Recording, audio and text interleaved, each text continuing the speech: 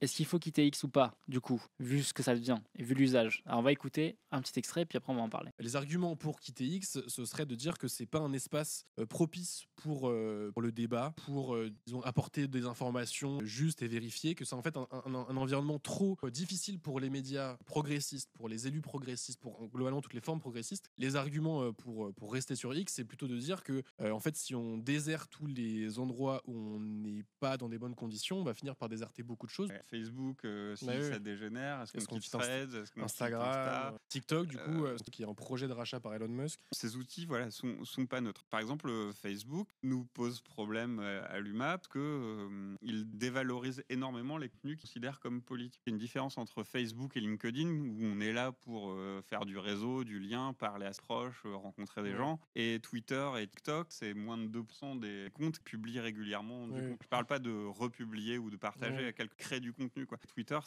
là, on est plutôt dans le fait de consommer. Donc là, vous avez écouté le premier, c'était Théo Bouriot, que vous retrouvez notamment comme animateur de l'émission de Ça ira, et Pierrick Marissal, notre expert technologie numérique, qui faisait un débat là-dessus. Une discussion qui se pose aussi à l'UMA, qui n'est pas tranchée encore, mais c'est une discussion qui est en cours à la rédaction. Du coup, ça m'intéressait de voir ce que vous en pensiez aussi sur le chat. Donc là, certains nous parlent aussi du fait de quitter Meta, parce qu'effectivement, Facebook s'est aligné sur la politique est en train de s'aligner sur la politique de Twitter, notamment sur la question du fact-checking. Quelqu'un nous dit oui, il faut quitter X, pas oublier que Musk paye les fachos sur X, votre présence finance donc le fascisme. Ok, j'entends. Alors moi je vais vous dire mon avis, mais ça n'engage que moi. On est bien d'accord que ça n'engage pas l'humain, ça n'engage que moi. Et c'est dans la discussion quoi. Moi je suis plutôt tendance à dire tant qu'il y a tant qu'il y a une gauchosphère, appelons-la comme ça, tant qu'il y a une gauchosphère sur Twitter, nous médias progressistes de gauche, on a vocation à y rester. Parce que en fait tant qu'il y a des gens qui sont là et qui restent pour se battre sur Twitter, sur X, si tous les médias de gauche barrent, ils vont vraiment rester seuls et ils vont rester seuls avec que les fachos en fait. Donc je pense que moi je vois bien que les contenus de l'UMA marchent encore. Enfin, je veux dire, par exemple la une de Jean-Marie Le Pen, je vous la remets, la une qu'on a faite sur Jean-Marie Le Pen, qui a ultra bien marché sur les réseaux sociaux. Ça m'aurait fait chier qu'elle soit pas sur Twitter parce que l'UMA y est plus. Parce que du coup on aurait eu que les unes de merde tiède du Parisien ou machin, ou les contenus d'extrême droite évidemment, ou CNews, enfin en mode. Donc voilà, moi mon avis c'est que si demain tout le monde se barre, si toute la gauche se barre, ça n'aura aucun intérêt d'y rester. D'ailleurs c'est pour ça que par exemple, le débat c'est pas tout à fait le même que est-ce qu'il faut aller sur CNews par exemple. Le débat qu'on a eu à l'UMA, et pour le coup la position est claire, pas de journaliste de l'UMA sur CNews, même si on nous a déjà invités.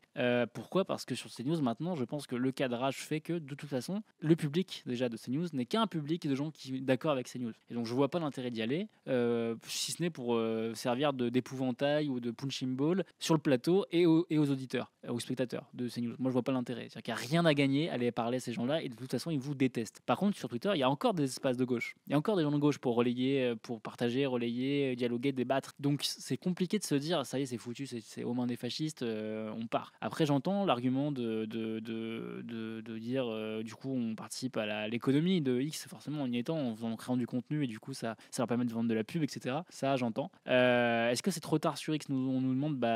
Vraie question. Moi, je pense pas. Je pense que pour l'instant, je note qu'il y a encore tous les députés de gauche qui y sont, qu'il y a encore plein de militants de gauche qui y sont, qu'il y a plein d'influenceurs de gauche qui y sont. Il y a d'autres médias. Je constate que pour l'instant, ils y sont plutôt. Je sais que Mediapart veut partir, mais voilà. Enfin, en tout cas, ça se débat. Mais je pense que voilà. Alors attendez, parce que là, il y a beaucoup de messages. J'essaie de tout reprendre d'un coup. Du passé, faisons table rase, nous dit-on. Attends, qu'on a un publié. Non, on n'a pas. Je crois qu'on publie manuellement. Mais alors ça, je pense que ça c'est la régie qui peut vous répondre dans le chat. Comment on publie sur Twitter. Merci pour l'abo, énervé, c'est ça ton surnom. Merci à toi. Du coup, laissez Twitter au FAP, nous dit-on. Tout seul, leur réseau n'aura aucun intérêt. Ouais, mais en même temps, tu vois, on les a laissés tous seuls sur CNews et il a quand même un peu un intérêt quand même. Je dis pas que CNews on aurait pu le sauver vu le truc, mais c'est pas tout à fait la même chose un média. Parce que en fait, ce que je veux dire, c'est que les réseaux sociaux, il y a quand même une spécificité. C'est que c'est pas CNews. C'est-à-dire que CNews, c'est tributaire de la ligne éditoriale de CNews. Ils font ce qu'ils veulent. X, ok, les algorithmes sont de plus en plus hostiles à la gauche, ça c'est une évidence.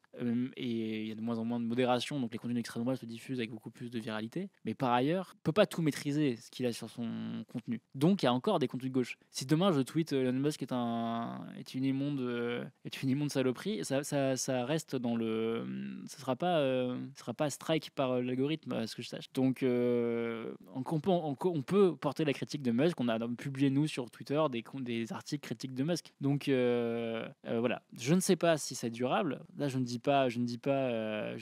ferai censurer. Bon bah merde alors. mais je ne sais pas si en tout cas nous on a partagé des articles critiques de Musk. Là je parlais d'insultes là, mais en vrai soyons plus modérés. Des articles critiques de Musk qu'on a partagés sur Twitter, ils ont été diffusés quoi. Donc et on n'est pas les seuls. Bref, du coup je dis pas que cette position que je défends, encore une fois, qui n'est que la mienne, je dis, est valable en permanence. Ça se trouve dans 6 mois je vais complètement changer d'avis parce que je me rendrai compte que ça a basculé. Mais en l'état actuel de ce qu'est Twitter, ça me paraît compliqué. Et par ailleurs, on va être honnête, nous journalistes, on va y rester. Quand bien même le Mediapart partirait. Ce qui est le cas de Mediapart. Mediapart, ils s'en vont, mais en vrai, Fabrice Arfi, tout ça, il reste parce qu'en fait, c'est un outil de travail. Et déjà, si tu bosses sur l'extrême droite, t'as intérêt à y rester, bien sûr. Mais au-delà de ça reste un outil. Même si tu t'exprimes pas, ça reste un outil de veille fait utile. D'autant si les médias, pour la plupart, restent. Donc voilà.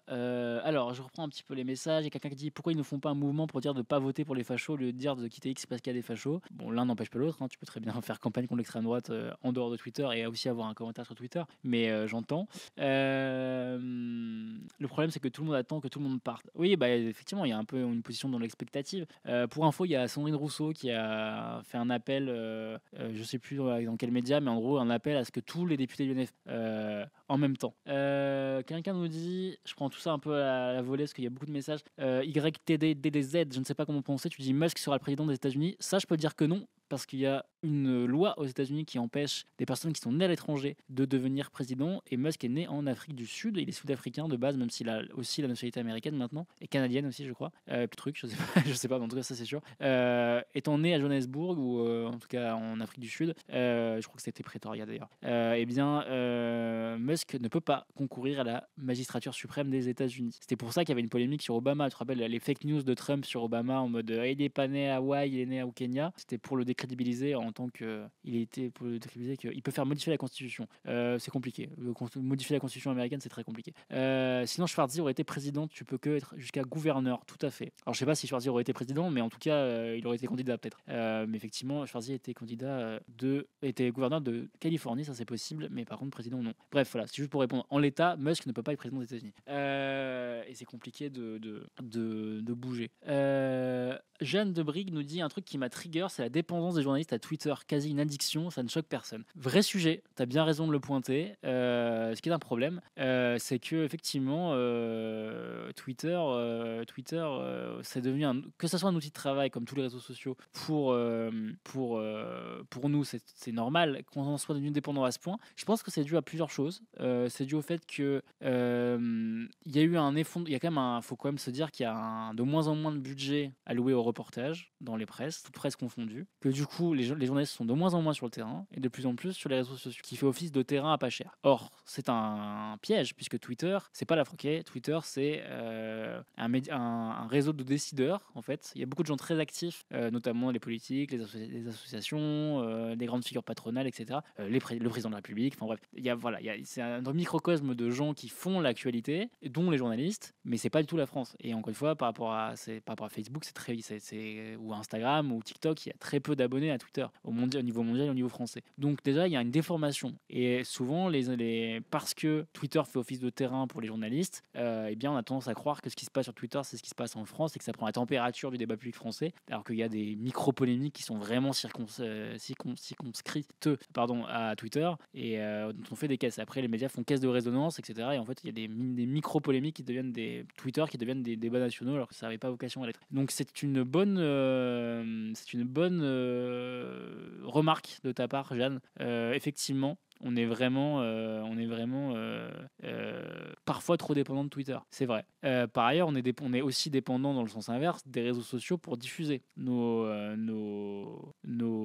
contenus. Parce que par exemple, la presse papier est en difficulté. Si je veux vendre, tu vois, par exemple, je reprends l'exemple de la une de Jean-Marie Le Pen. Elle a super bien marché en kiosque, mais aussi parce qu'elle a super bien marché sur les réseaux sociaux. Il y a plein de gens qui n'ont pas lu le Canard probablement, mais qui ont juste vu la une, ce qui est déjà pas mal, parce que la une dit beaucoup de choses. Mais la une, elle a été ultra massivement partagée sur Instagram, sur Twitter, sur Facebook. Le problème, c'est que tout ça, ce sont des médias privés dont on est dépendant. Il n'y a pas d'espace autonome, on va dire, où on pourrait